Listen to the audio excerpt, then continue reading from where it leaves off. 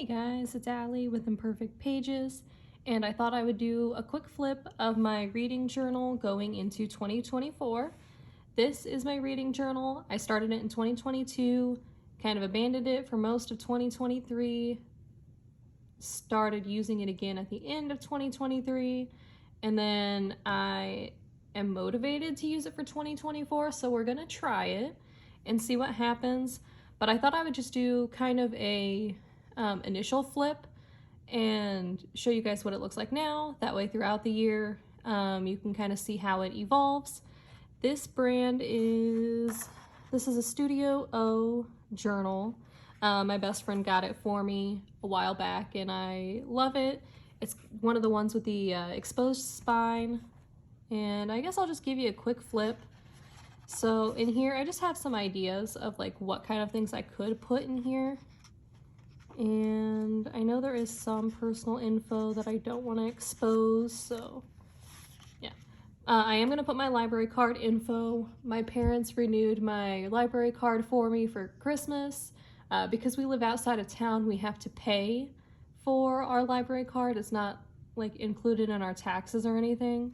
So it cost like $150 to renew our library cards, so they gifted that to me for Christmas, and I'm very excited because it means I can check out ebooks, I can check out audiobooks or physical books.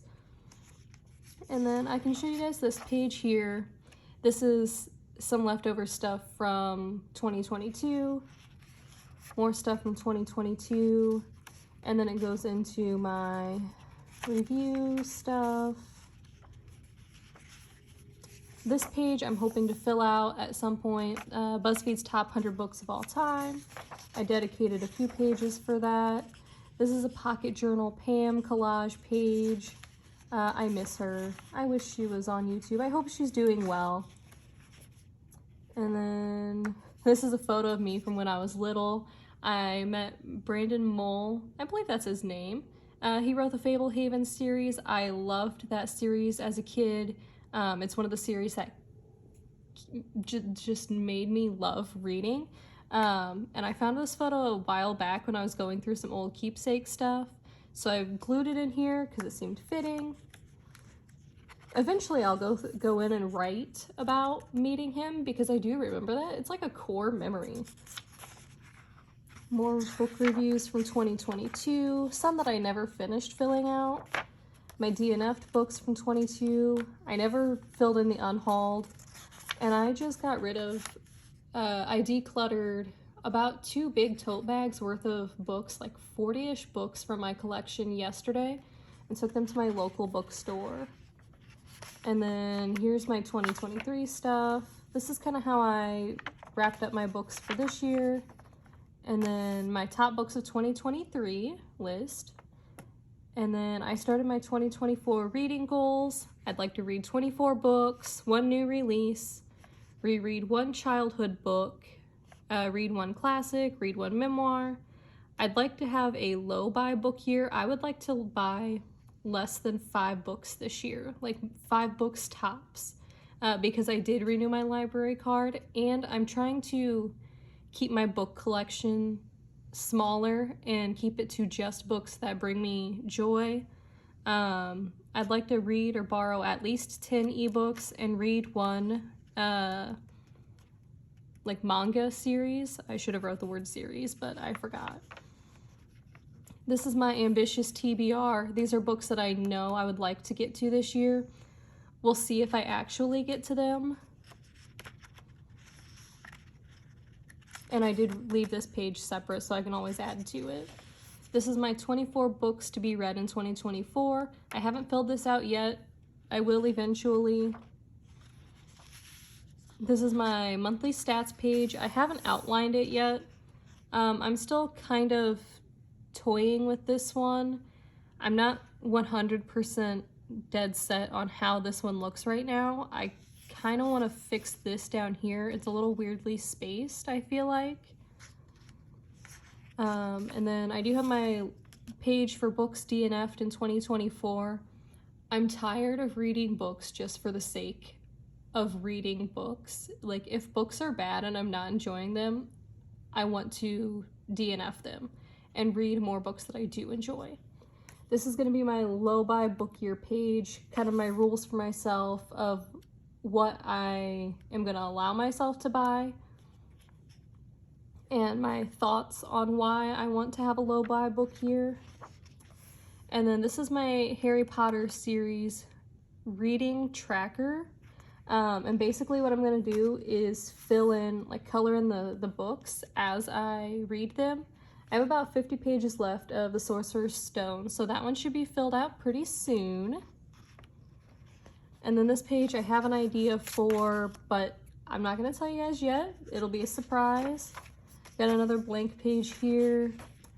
This one is for my buddy reads that I do with my best friend, and we usually try to do one book a month. Sometimes we do one book a month. Sometimes if it's a bigger book, we'll take 2 months. But I left 12 spaces to be able to put our book covers on there.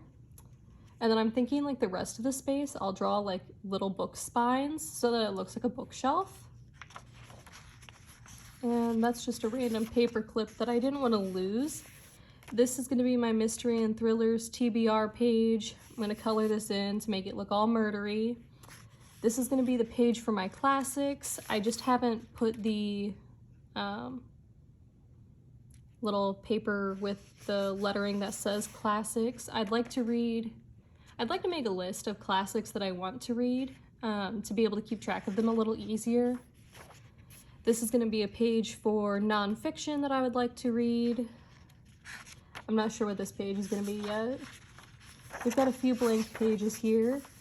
This is going to be where I keep track of the books that I borrow and read from the library so that at the end of the year, I can kind of have a glance of what I checked out from the library and which ones I actually had the chance to read. And then at the end, I'd kind of like to get a rough idea of how much money I saved because of checking out books from the library. And then I'll probably keep these 2 pages separate, or keep them blank. I'm gonna move that paper clip. Yeah. I'm gonna go ahead and just paper clip this one so that I know that next set of pages is for library books. And then I don't have a whole lot else in here except for in the back. I wrote down every physical book that I own, and it's not really in a particular order. It's not alphabetical or anything. I wrote them down in the order that they are displayed on my bookshelves, which is why it doesn't really make a whole lot of sense on paper, but it makes sense in my brain. And I'm planning to go through and highlight the ones that I've read. That way I have a rough idea of what I own and have read versus what I own and have not read yet. And I'd like to prioritize some of the books that I have not read. So there's those here. I did leave some blank space on the bottoms of pages so that I can add to this list because they are sort of organized. Like this one at the top, I have my Twilight, I have a box set, so those are at the top. And then I have the romance books that I own. And then these ones down here are hardcovers that didn't really fit with the other categories of books that I have on my shelves. And then this is the Shatter Me series, which I have read. And then I put the Miss Peregrine series next to it on my bookshelves because those authors are married, if you didn't know that. And then I have the Poppy War series here and my R.F. Kuang books. And then Legends and Lattes is also on that shelf because it is a fantasy book. And then I have some of my more dystopian stuff on this side here, and then a fantasy as well. And then this side I have, these are like what I would call my LGBTQ plus shelf. All of these books have some sort of LGBTQ aspect to them, but also aesthetically on my bookshelf they kind of created like a rainbow aesthetic, so all of those are together. And then this one I have all of my Sarah J. Maas books, and all of those are on a shelf by themselves as well. And then I have a few more fantasy books. Well, they're not all fantasy, but they're all by the same author. Up here at the top, now my classics, and then I have, this book doesn't really fit with classics, but it didn't fit with my nonfiction either because my nonfiction are mostly hardcovers. So I just put it over here, and then I've got space for more books down here. And then this is my mystery, thriller, murdery vibes on this page here. Then I have poetry here, and two more like nonfiction writing kind of books. In terms of my bookshelves, they all make sense. I don't know if it makes a whole lot of sense on paper, but I'm adding this in here so that even at the end of 2024, I can see how this setup has evolved. Then I have like my kids' books. I have the Little House on the Prairie series, A Series of Unfortunate Events, Charlotte's Web, Are You There, God?